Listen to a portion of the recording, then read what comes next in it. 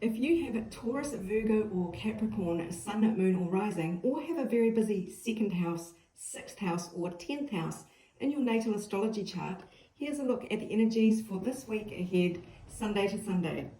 So, the end of the tough cycle approaches. You should be very pleased to hear this, but you are being asked to excavate into your emotional state. Really go into your emotional empowerment here to build your world, to expand out. And it's going to take a little bit of courage to open your heart and get this expansion. It is in you, is the reassurance that you've got all this. And as I say, it is the end of a tough cycle approaching. So this is really kind of feels like the final push, or just something to heal or get over. It is really around the fears of being rejected. It seems to be the major theme of the week. So the topic seems to be, we've got the eclipse card here. So feeling in the dark, feeling like the light has gone out all of a sudden. It can be the loss of power or a temporary block in progress, and that comes out alongside this card of really feeling defensive, being closed off and guarding yourself. And it seems like you have a lot of nostalgia for the times when you felt close to someone, because we've got the empty nest card alongside that. That sort of means you're feeling the emptiness within, remembering back to the good old days, maybe not necessarily a person from the past, but a scenario or a situation, or just times when things were happier. So I'm feeling quite mournful as I go through these cards here. But there is the opportunity to get a fresh perspective, to charge into a new area through communication. Swords are all about news. You might get some news and something that sweeps in to change things.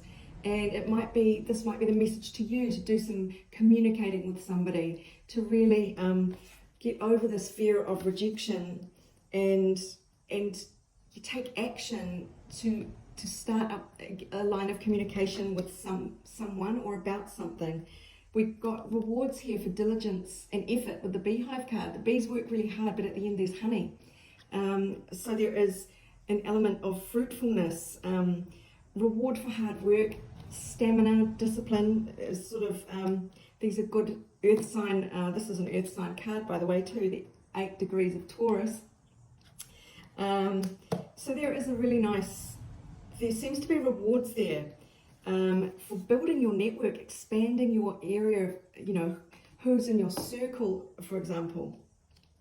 So the energies to lean away from are too much overthinking, trying to balance things in your own mind, especially jumping to conclusions if you don't have all the information. So that's why really opening up these channels of communication are going to help you.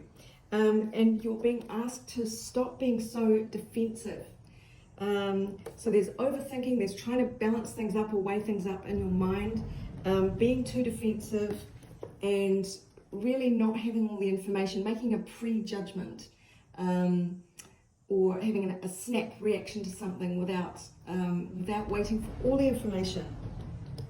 The energies to lean towards, this is quite uncanny because these two cards came out for fire signs in exactly the same positions, in exactly the same order. Face your fears, whatever's keeping you up at night, you really have to examine them. Whatever this fear of rejection is, you really have to look into that and find your emotional stability within. Really fill yourself up to the point where you are emotionally balanced. Don't swing wildly between from one extreme to the other. Find your emotional balance here. And treat it as an adventure.